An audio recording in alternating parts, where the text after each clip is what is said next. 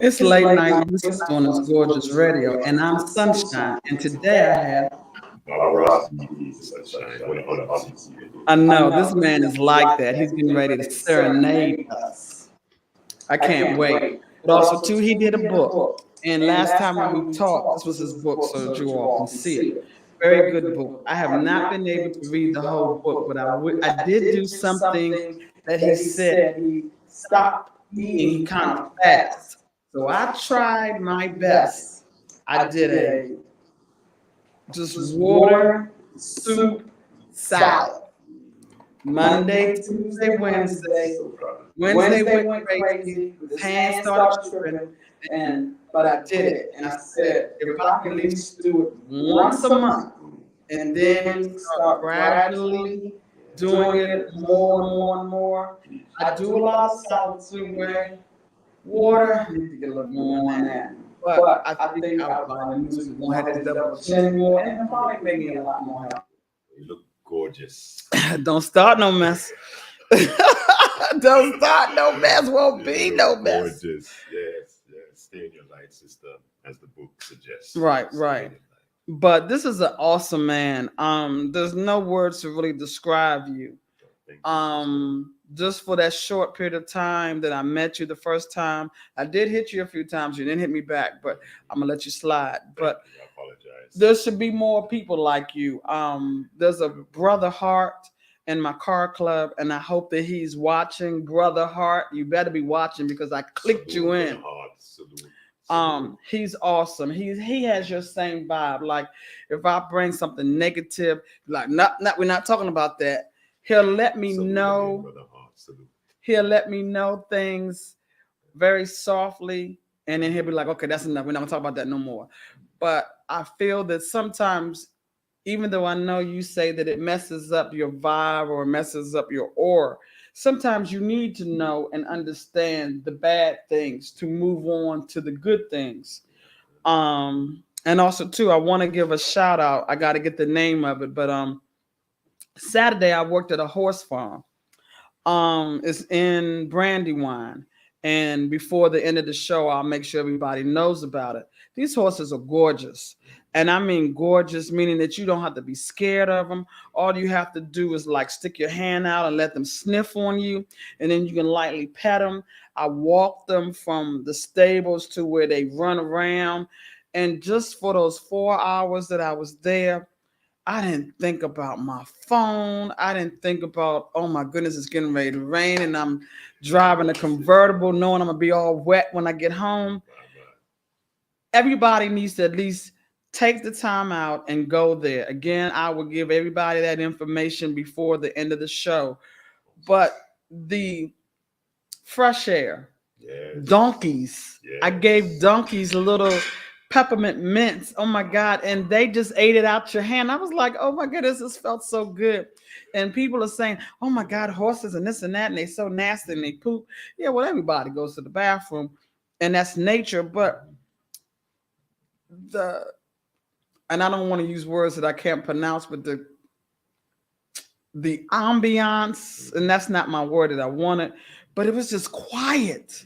Like nothing other than the chickens, the ducks, nature. The horses made the and the donkeys was doing the eek-on, but it was just the rhythm of nature. And I had, as you come on to the farm, it says stop and count to 3. It was like, okay, what am I counting to 3 for? And it was like to just breathe in before you even come up onto the property. So I asked them, and they were like, well, the 3 is to count because it's a one road. So I got 2 answers for the one question. And I said, okay, I'm going to take the first one, to breathe in and see the beauty. Take in the beauty. So again, I'm going to give everybody that information before the end of the show. And I don't know how young kids can come, but if there's a young girl that works there that's Black, and she just turned 18, and she was, she emptied out the water, and I filled the water up. We fed them. It was, again, it's it's something that even you can volunteer. They are looking for people to work, and they're looking for hay. They're trying to do some type of a benefit for hay. They have everything but that. And I didn't realize that for a square piece of hay, it used to be $10, now it's $14. So I plan on, I don't have a lot of Christmas gifts to really buy this year, but I'm at least spend a little bit of my money and buy some hay for them. Just make a donation. I am still doing the Toys for Tots. And if I get any more money, I'll take a little bit of that money and donate it, because the horses are beautiful and they race these horses. It is a sanctuary where people who don't want their horses, and they only had like 4 horses that somebody didn't want. And I'm like, how can you let a horse? I get it. You run out of money or whatever the case may be, but it's no different than you buy a dog. You already know the responsibilities for a dog, and it just kind of baffles me. You buy a dog, and then all of a sudden, oh, he ate this, I'm gonna get rid of him. And then 9 times out of 10, if somebody doesn't get that dog, what do? They put a dog down, and that's not cool. That's not right at all. You don't want nobody to put you down.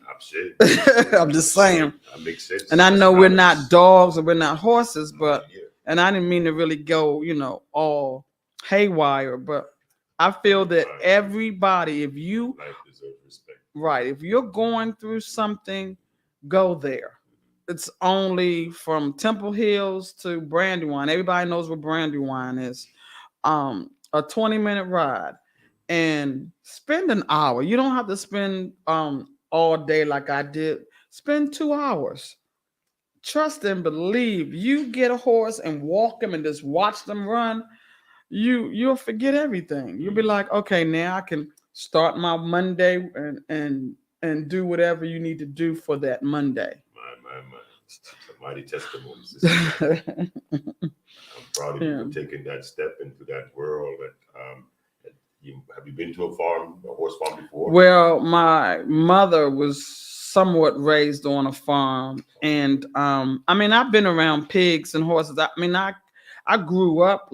I wasn't like based on a farm, but in the summertime we would go to Kentucky, and I have friends. I have some guys that are horseback riders, and I see them riding up Branch Avenue, and I'll be blowing at them. And they be like, Janet, don't do that, because sometimes it'll frighten the horses. But I'll just text them and say, I just saw you riding, and they be riding like, dun, dun, dun, dun, dun, dun, dun, dun. And I'm like, oh my goodness, that's just so awesome. So I don't know where I would ever be able to afford all of that. But if I could, if anything, even if somebody had a horse and I say, okay, can I absorb just a little bit of what you have to pay to have one day to be with that horse, then I would do that. That's something I can co-op communities out here where they're sharing that type of expenses. Right. I used to be able to grab the mane and hop on. Ooh, don't know if I can do that anymore. But I used to. So well, you're very courageous, and I think that is a contagious spirit that ones who are in need of healing. Yes, we all should take that step. Be so courageous. Yes, definitely. So, willing to step into nature and become one with the Creator's creation of nature. Horses, animals, etc. Right. It's very important. Man, I'm gonna try to go live on my Facebook, but I don't know how long it's gonna last because I only got a small charge. But I definitely want you to, like I told you, this is all about you. So I'm gonna sit back and whatever you want to talk about, but I want to hear music. So I'm just throwing that in there. Well, Family of Humanity, Sister Janet has given me an opportunity to come and share one's thought life.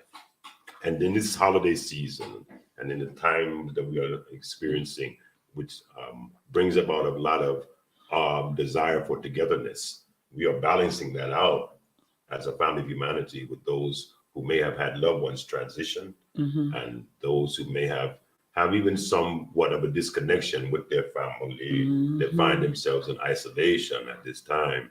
We have to begin to keep them in mind and keep others in mind who may have somewhat of a struggle with this season, year in and year out.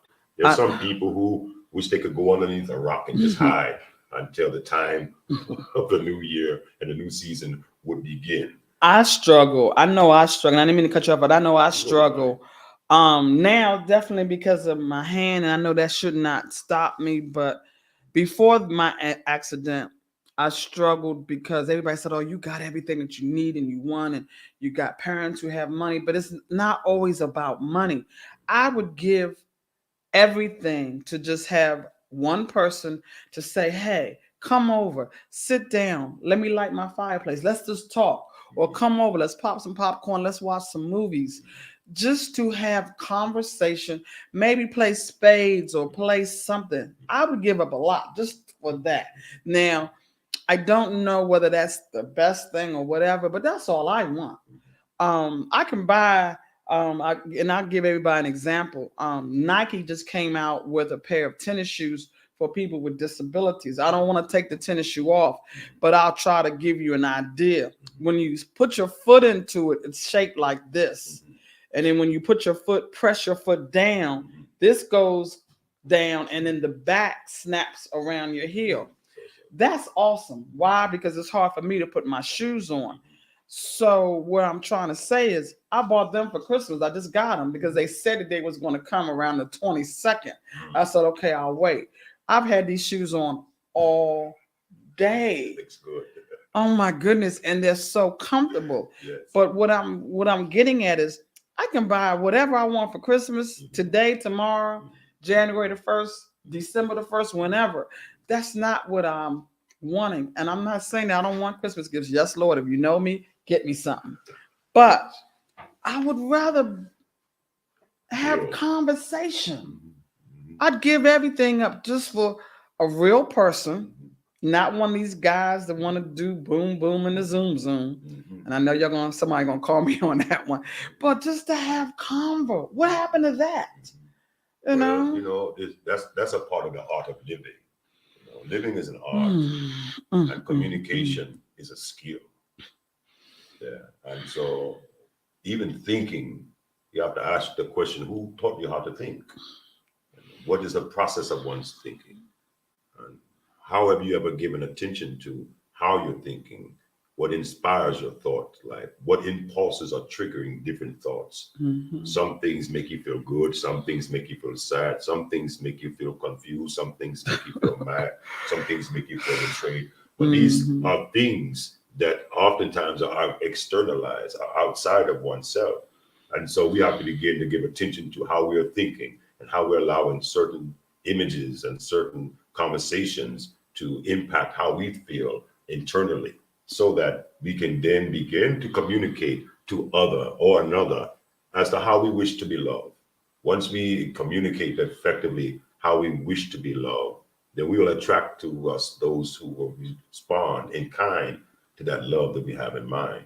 A lot of time we're freelancing relationships by skylarking and looking up and hoping something falls from the sky as a Prince Charming or Queen. That's me. Once that Prince Charming. Yeah, well, that's not going to come. That's something that starts with you first vibrating on that frequency of that which you desire. Right. If you see that your Prince Charming is going to do the things you're talking about, be compassionate to you, communicate effectively with you, because their communication is effective communication, Sister Janet, and non-effective communication.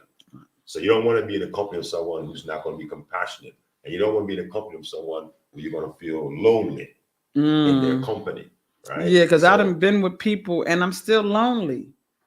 You see, that don't make any sense. It's a skill. Communication is a skill, and so not everyone has the ability to communicate.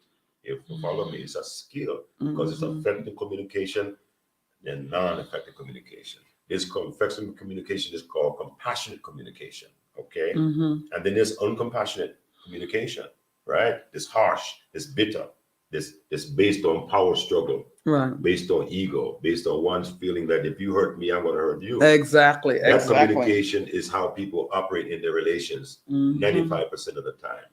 Well, yes, compassionate communication means that we're willing to absorb the blunt of someone being out of balance, even when we find ourselves not even a part of the problem or part of the issue. We just may be in the proximity of being their significant other but we have to deal with them at the time where they're out of balance, and then compassionately guide them back into return to balance. So we don't want people, as you said earlier, it's not like I don't embrace when I feel I don't feel balanced. Yeah, I embrace that because there's a song that says, God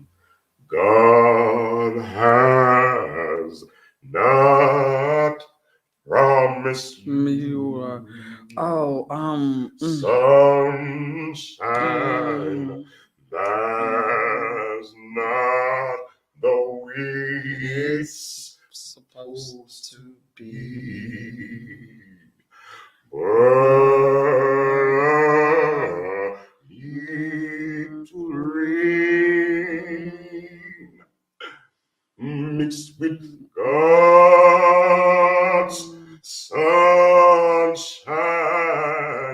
I need to pain. I need to pain so that we can appreciate the good times.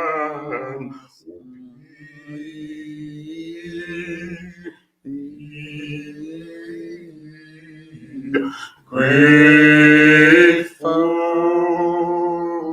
So for everything, we have to be grateful. Yes. So even in those times that we're finding ourselves challenged, right?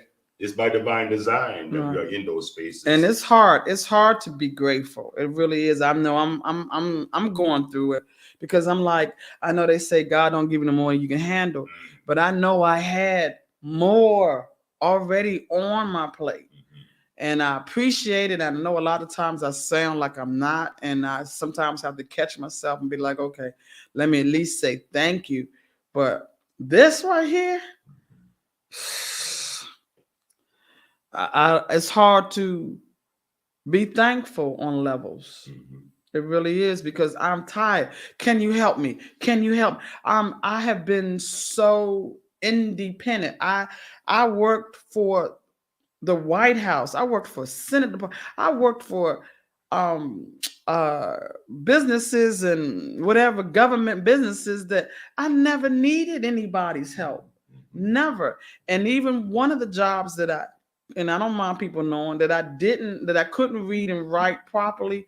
I had people to call. Hey, write this down. They still on the phone. What should I do?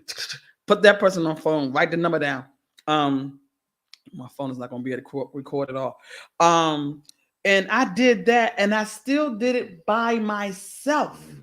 I ran a part of FEMA where if there was a hurricane or a tornado, my job was to get everybody together, create the credentials. And I had a couple of times they would take dogs and they didn't get the dogs back. So I created something around the dogs that if the dog was going through rubble or whatever, it wouldn't hurt the dog. So of course it was soft, but it was soft enough that you couldn't cut it off. So I mean, I've been able to do so much, but now it's like, what the what? What is this? Why? And it seems like you've been given so much. Now it's your time, the season of receiving, sister. We have not because we ask not. It's just something that's not in me. It's like, why do I need you to take out the garbage and I'm standing right here and I'm getting ready to go to the car anyway? Why?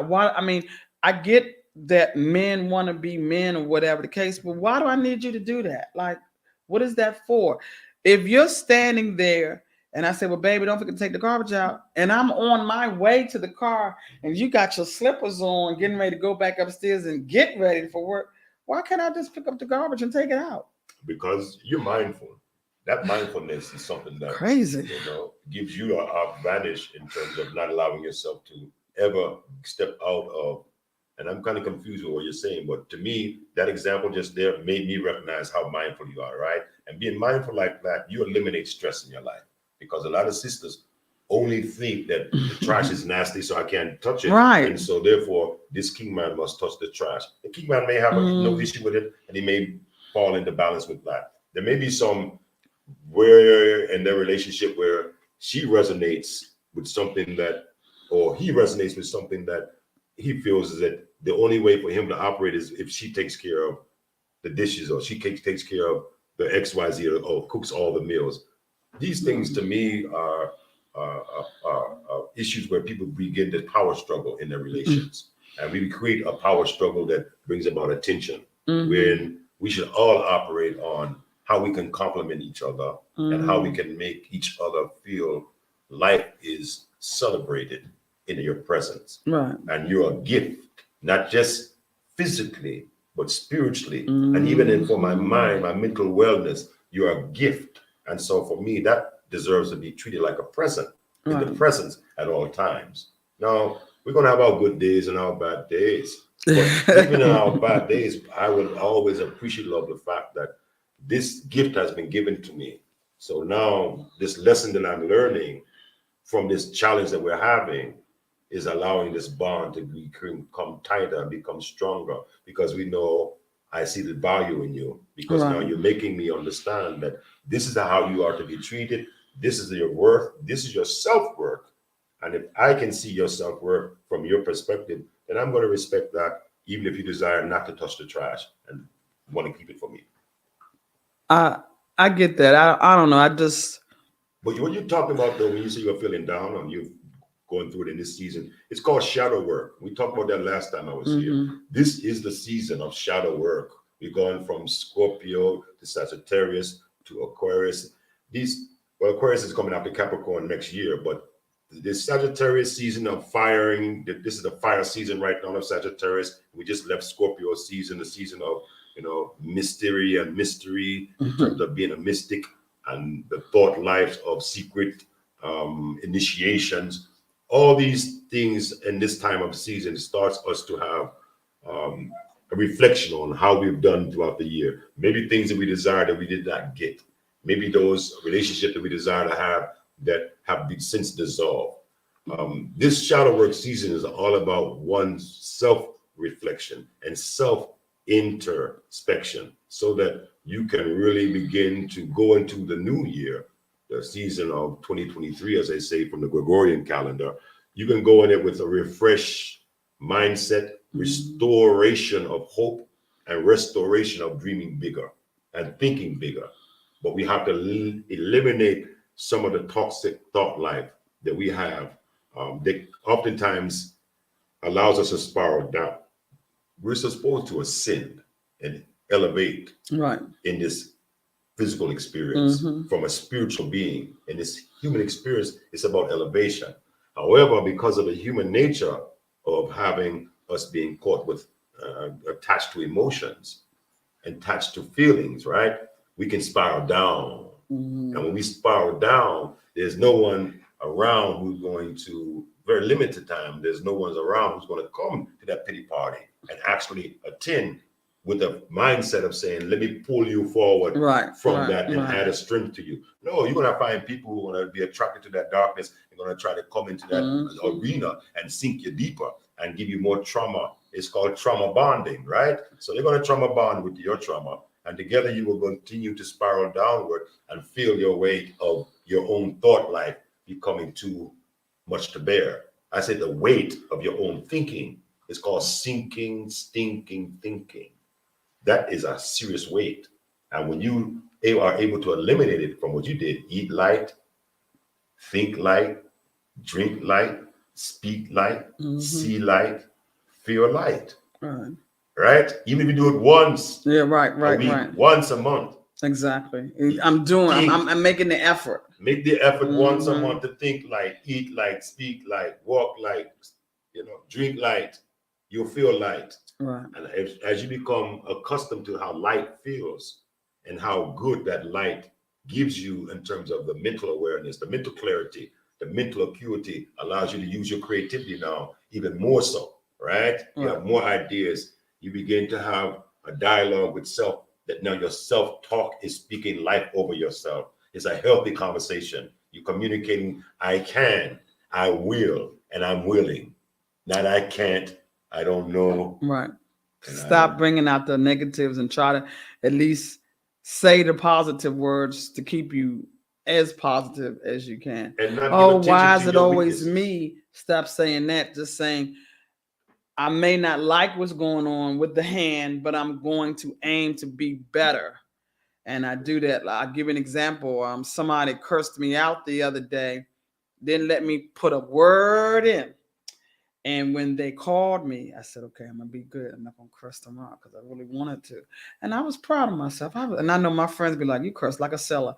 I really did good. I did about a 15 minutes, didn't let him say a word, but I got everything that I needed to say to him, and I didn't say a curse word. Now, I don't know how that made me feel, but it was kind of cool because I didn't curse.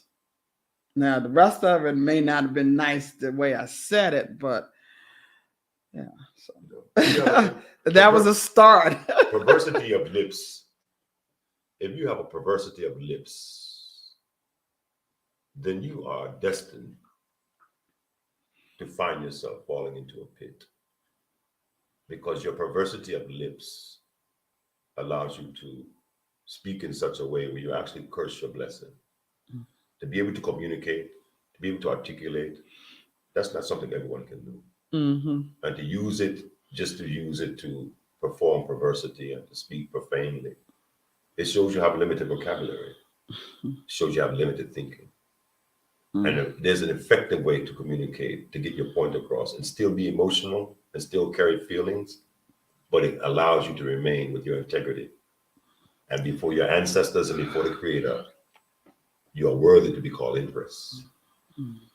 With a perverse lips, you will not be so. And that's your birthright, to be worthy to be called Empress. She was worthy to be called Empress, which is the highest standard of a woman on earth. And that's a Black Empress. It teaches all others, queens and women, how they are to be, how they are to walk, how they are to talk, how they are to communicate, how they are to express themselves, to be received as, and to be worthy to be called a what? An Empress. You know you need to be a counselor. I swear I'll be the first one in line. So kind. That's no. I'm while you're talking, I'm literally saying, oh yeah, you and I are gonna have to talk about that offline, because I need some You have everything you need. And so I think that we have begun to trust the process. And in trusting the process, this shadow work season is giving all of us. My life is not perfect. I am in a work in progress, like we all are. And in this work in progress season for me, what I really want to get across is to inspire the family of humanity to begin to think for themselves, to hear their own voice, and to spend time courageously enough in silence with themselves, in nature even, allowing themselves to hear, as you said, the sounds of nature, the rhythm of nature, and to become one with nature allows us to return to balance, grounding ourselves. It's cold now, but once it warms up, walking with no shoes in the grass, allowing yourself to be, it's called earthing, getting yourself reconnected with Mother Earth, Gaia, as one of the ones are known as. You begin to restore one's rhythmic biorhythm with that which is one's life's purpose. And I think a lot of us are searching when our life purpose is something that really we have all been sent here on a mission with clear instructions and a clear definition.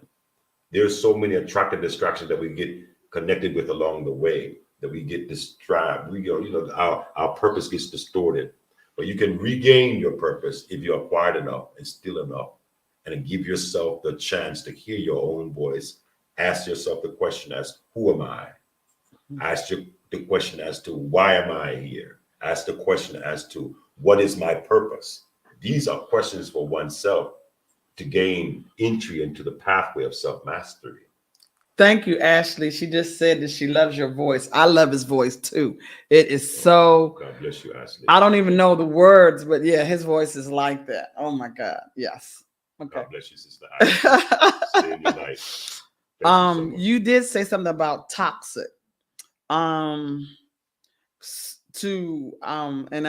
You said it a few minutes ago, and I was trying to keep it in my mind. Remember, so the toxic, so you won't take whatever the toxic that you have in 2020 into 2023? Where would you give somebody? Because like I said, I'm gonna be in line. You're gonna start being some therapists. I need some therapy bad. Well, I think we all are in a space of healing. And I think that one would be wise to write it down and make it plain as to what it is that you desire in life, thinking big as possible, without a greed for gain, but what you would desire in life to be, to do, to see. Okay. So is that, I say that is the parameter by which you first are putting up as your goal. These are evidence outcomes. Okay, just goals. However, the first thing we must find is the next list is asking ourselves, what are the things that are causing us to feel our lowest at this time in our life? Is it a thought pattern, of thought path? Is it association and affiliation with a group or individuals? Are there people in our lives that when we think about them, we immediately get tense, we immediately become drained, we immediately feel like there are energy vampires around? Are there any things that we're eating that are causing us to feel at any time disagreeable in our body, in our physical nature, giving us discomfort? We have to accept that if we examine with a critical eye and take an inventory of our thinking and how much it influences our actions, then we can begin to see the outcomes either are aligned with our minds by divine design, or we are aligned with our mind based on it being focused on the immaturity acquisition of objects. And if we don't have the acquisition of the object, we come short of acquiring the objects, we now feel sick because we have not acquired that which we feel is deserving of our acquisition, as opposed to being grateful, as we sang earlier. Being grateful, having the attitude of gratitude consistently gives the universe permission to give you more things to be grateful for. But if we come and wake up every day, Bob Marley said a song, if you rise up early morning every day and saying prayers, it's like saying prayers to the devil. If you rise up every morning and you quarrel, the first thing you do is quarrel to start your day, that's like saying prayers to the devil. And so there are people who wake up in the morning and the first thing they have out of their mind or out of their mouth is the energy of something toxic, whether it's a bill to be paid or something that they're late for work or school assignment or whatever. Okay. These things are distracting them from the fact that they have been given another day of grace. So when you wake up, at least to say, thank you, Lord, or thank you, whoever you pray to. Have an attitude of gratitude for life itself, because some people have passed away in their sleep, 30 years old, 25 years old. No health condition, just God. So now we wake up, I'll be 58 in January. I wake up again every day. I've lived almost twice as long as some of these people. Exactly. And they were billionaires, had everything, you see, and they were left here 30 at 30. I could imagine that's 28 years that I've been giving it more than these people. You see the grace? Yes. You see the mercy? So I really and truly, I appreciate love every day that I wake up, and I anticipate being grateful so that I can earn the chance to be in this position with someone like you, being able to live on purpose. So when you wake up, what's the first thing you do? When I wake up, the very first thing I do, truthfully. Are you still in the bed or are you sitting I'm saying when I open up my eyes and I'm still prostrate on the laying down, the very first thing I do when I wake up my eyes, I say, give thanks unto the Most High.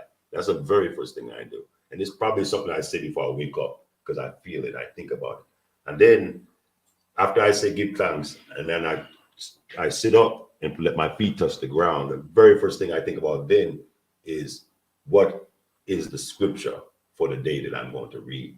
Okay. Because I read every day for the last 40 years. So at the end of the day, that's the very first thing I do. I have a meditation ritual every day. And someone says, I once read, tell me how you start your day, and I'll tell you how successful you'll be in life based on your morning ritual.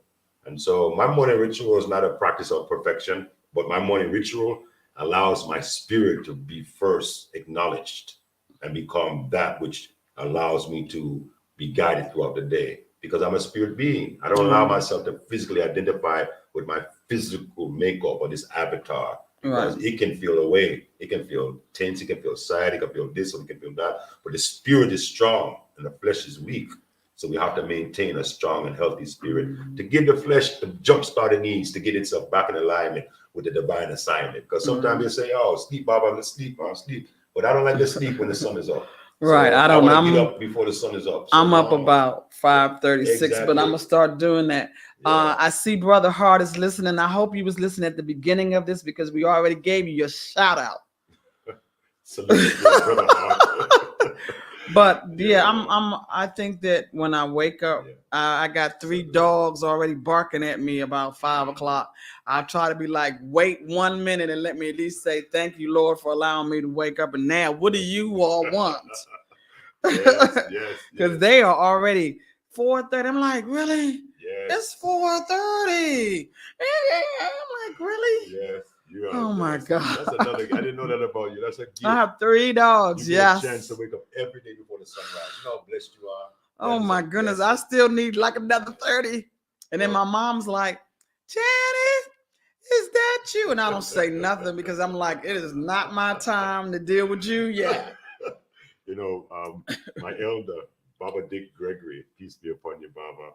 Baba Dick Gregory would say to us all the time that the most powerful time of day is different. One more time, say it again. The most powerful moment of the day, and there are 2 periods of these moments. Okay. And all different religious or spiritual body of awareness, they identify these same periods and they call them by different names. But what Baba was speaking about was, he said that there's only one time when light eats darkness out of the sky. Light eats away darkness out of the sky without making a sound. And I'm assuming that's like 6 o'clock in the morning.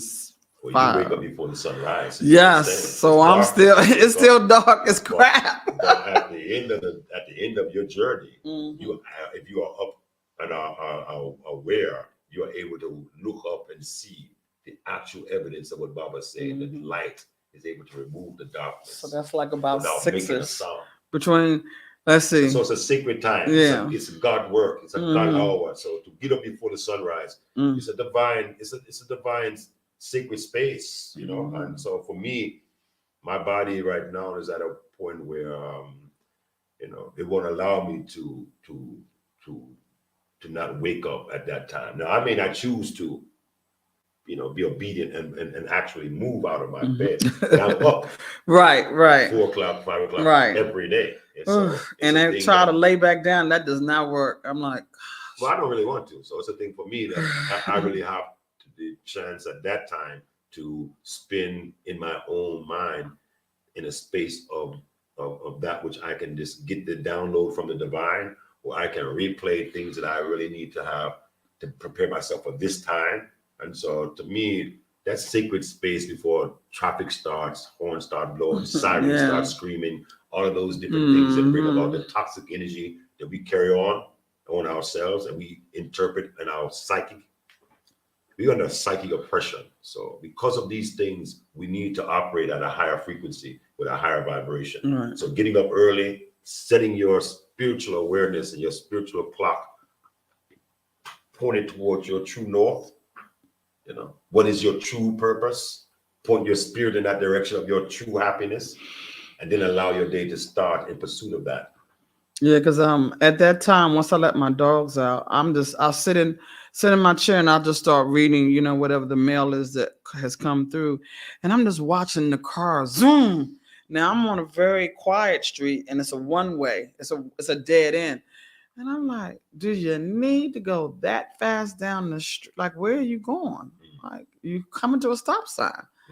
And that's at 5 o'clock. And I see cars, you know, leaving out. I'm assuming they're going to work, or some of them coming home from work. And I'm like, where are you going that fast? We're in a rush to nowhere. To go, yeah. Because if you have an accident, now you got to call your job and hope and pray that they don't, you know, not pay you. And I see the cars like when I'm driving my big old car, like where are you going? You have come around. You was behind me. You went around in front of me to cut in front of me to go over so you can go on the 490.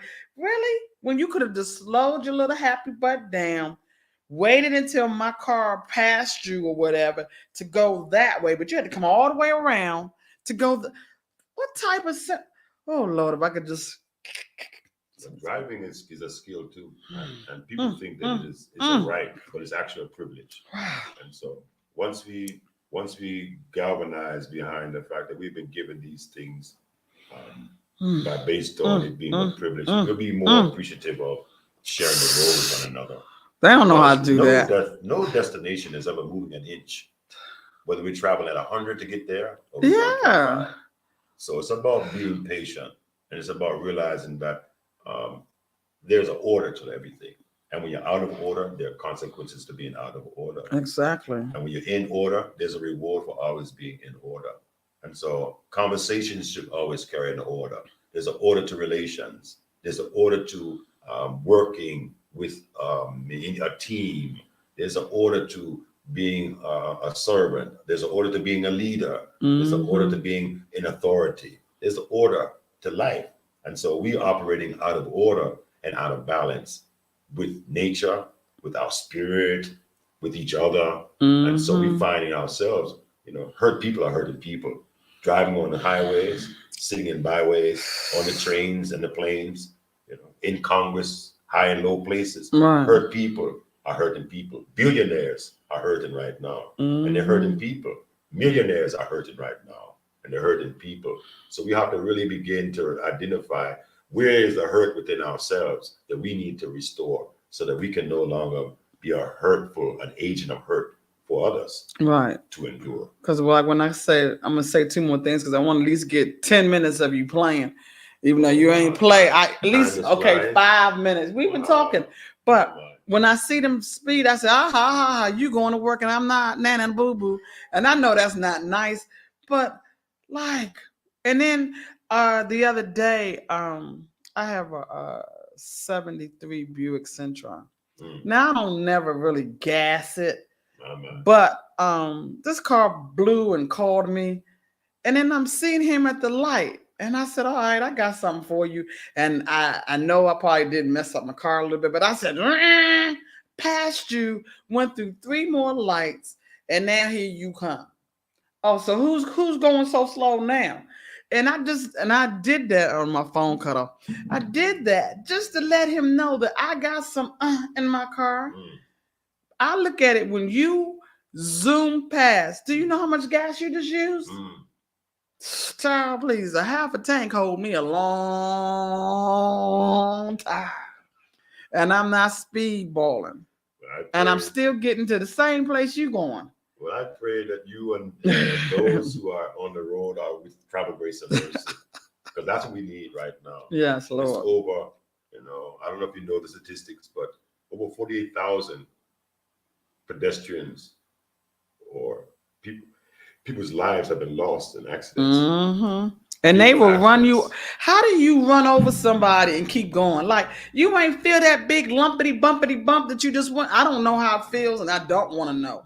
But common sense, if you hit a curb, you be like, damn, I hit a curb. Don't you know you just hit somebody? It's because if your front tires went over, that was a bump. And now your back tires are going over. It's like a speed bump, like, hello? And then you keep on going, like, really? We just talked about hurt people. The magnitude of hurt people. Silly. A sister in California who ran through the light at 80 miles an hour and killed all those people when she just ran into traffic. Based on I didn't hear that. Her boyfriend having an argument or they breaking up. These things are happening throughout the world because we're neglecting self-mastery. We're neglecting being able to live on purpose and being able to be of service. Because if your life is important, then you're going to drive surely with a safe and secure mindset. If you value your life because it's of service for not only yourself, but it's service for the others and the good of the all. You're going to conduct yourself in a way that you're going to try to let others have their way if they need to go past you. Y'all can go on. Worry about. I'm not a race car driver. So I'm not out there trying to compete with anyone in the lane of whatever they're in. I just want to get to my destination safely. Exactly. I pray before I take off. I give thanks when I arrive at my location. I pray before I take off again. I give thanks upon my return to my gates. It's a process of being in order. Now, I have been run over by a car. I know you was telling me. Wow. And as a result of me knowing that can happen, I'm really grateful because of life, the gift of life. I know others who have been crushed by that type of experience. And so, no, the driver never stopped, kept on going. Crazy. Like, you didn't feel that? At the end of the day, I give God the glory. That's my story. My life is here for a purpose, and I'm going to be of service. And that allows me to not feel I was mistreated, or whatever. I think that, if I did not have the faith that I have, I would not have been able to sustain such an experience to be here to talk about it today. Right. So that test was only giving me strength in my testimony to be able to tell the world that there is a power of love that is real. It covers us even when we are outside in the community, and sometimes hurt, harm, and danger is coming our way. We are protected if we remain mindful of whose we are and what we are and where we are and where we are going. All right. Okay, please. This is a song. This is a song that I'm going to play for my sister. And you're going to have to let me know when it's almost close, because my phone went out. All right, no problem. But this song here is called, it's for my children who, I love them to the max. I have 6 children. Oh, Lord. And, Oh, yeah, you did tell me that. It's yes, a blessing 6, to be able to be a father of 6 wonderful scholars that, give me hope. And I know they love you, because I would love you too, because I get so much from you. Dedicated unto my youth. Darren Jr., DJ, Queen, Silla. Unto the one Prince Amir, the one King Aja. Unto my son, the Emperor, and the one Empress, Ashe. Never would walk away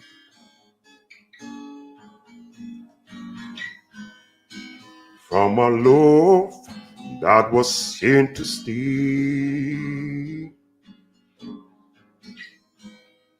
Unto this heart, what could I say?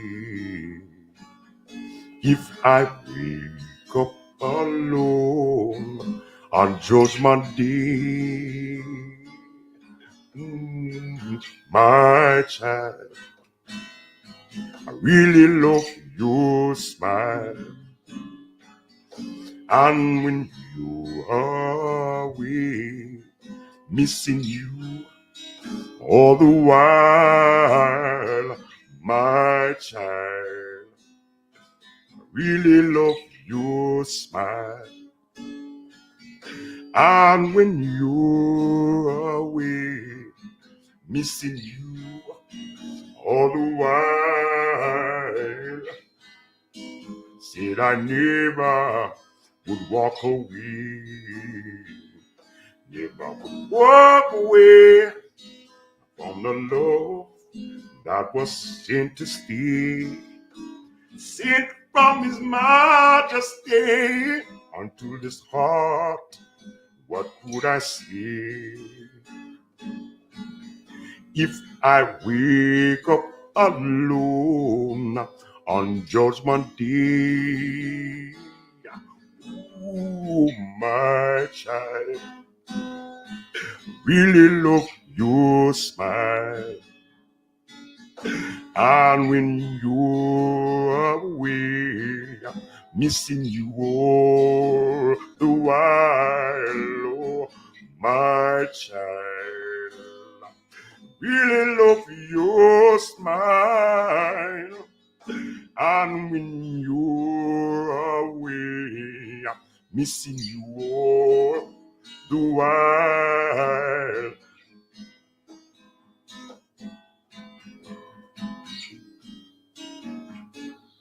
never would walk away.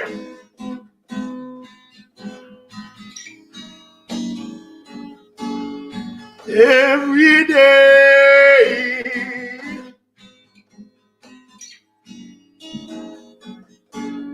missing you all the while.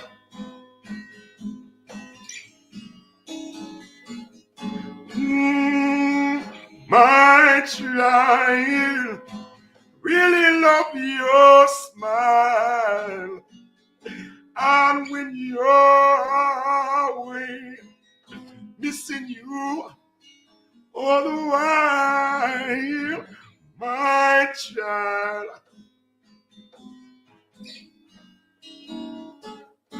I really love your smile.